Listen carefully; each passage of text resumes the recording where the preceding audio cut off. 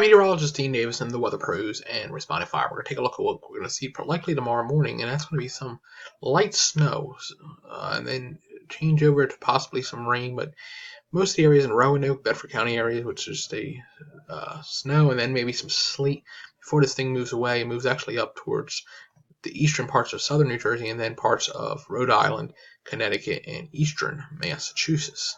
It's still debatable how far that goes east with the eastern Massachusetts part. So we're going to continue to watch that. So when we take a look at the actual snowfall accumulation for the area, move this on up. Takes a while to load sometimes.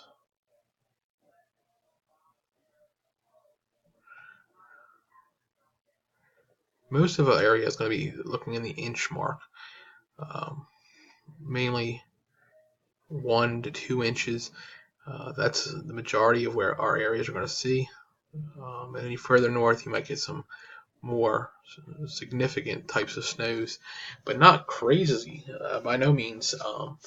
So a little bit of wet snow may get on the roadways early in the day, but actually I'm saying probably between 0.5 inches and 2 inches at the highest in the area for tomorrow. So nothing major, but it could be a little slick in the morning before it changes to potential some rain.